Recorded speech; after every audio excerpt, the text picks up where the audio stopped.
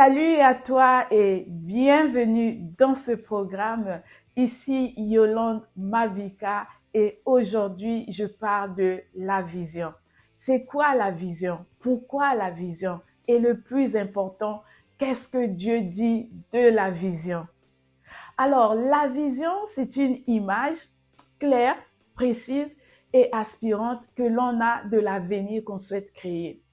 La vision, c'est aussi une représentation mentale des choses que l'on veut accomplir, des objectifs que l'on veut atteindre et aussi de l'impact que l'on veut avoir dans ce monde.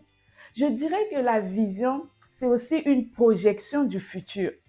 La vision, c'est aussi de l'imagination. Quand on a une vision, on imagine, on se projette dans le futur. Tu veux par exemple être médecin, alors tu vas te projeter déjà dans le futur où tu t'imagines déjà dans la robe, dans la blouse des médecins, en train d'opérer, en train de donner les conseils aux malades, en train de donner les médicaments. Tu te vois dans la salle d'opération en train d'opérer les malades. C'est ça la vision. C'est une vision claire où tu peux voir, même avec tes yeux fermés, tu vois, tu saisis. Alors pourquoi c'est important d'avoir une vision?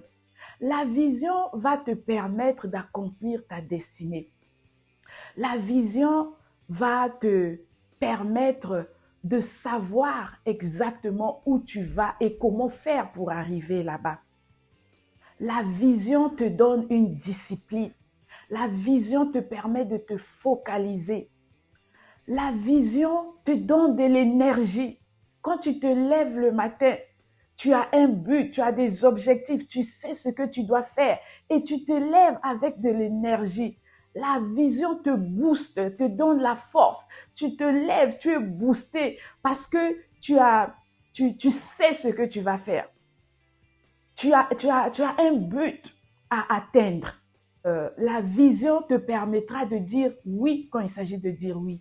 La vision te permettra de dire non quand il s'agit de dire non. Parce que tu sais ce que tu veux, tu sais où est-ce que tu es en train de partir. La vision te permettra de ne pas faire des détours.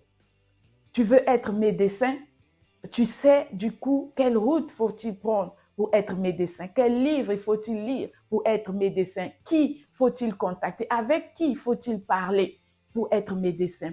Alors la vision va mettre de l'ordre dans ta vie.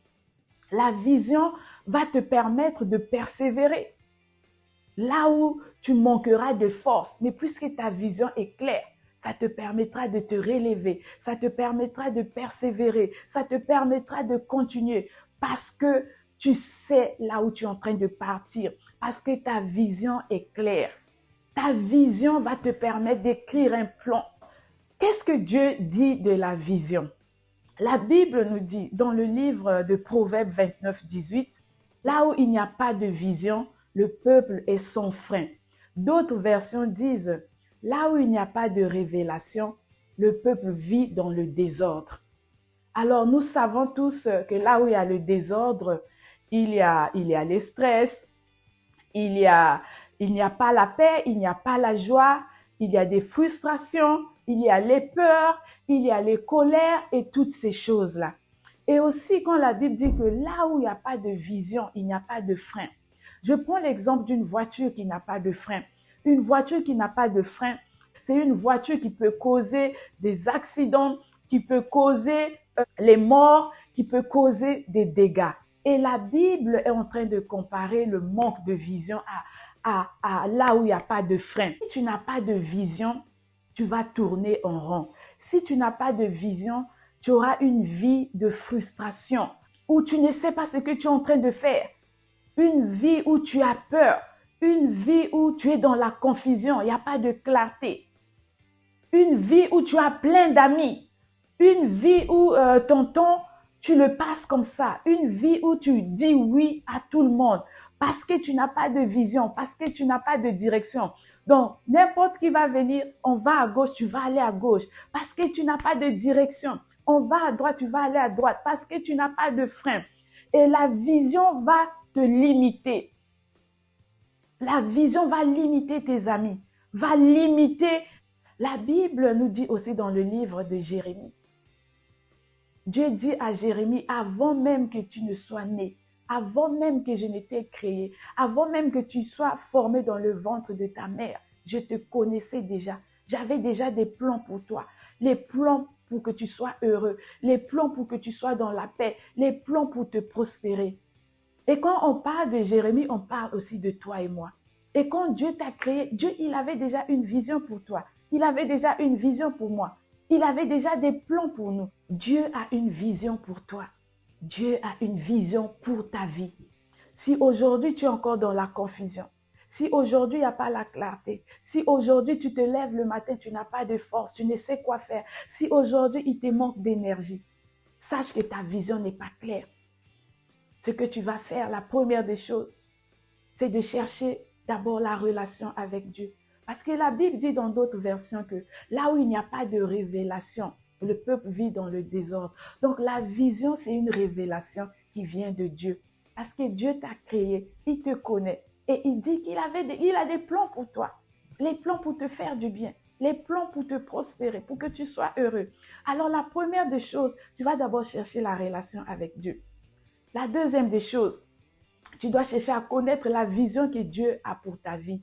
Et la troisième des choses, tu vas écrire ta vision. Parce que la Bible dit aussi dans le livre d'Habakkuk que la prophétie, il faut l'écrire. La vision ici, c'est la révélation, c'est la prophétie. Et la Bible dit, il faut l'écrire. Tu l'écris et tu l'affiches partout.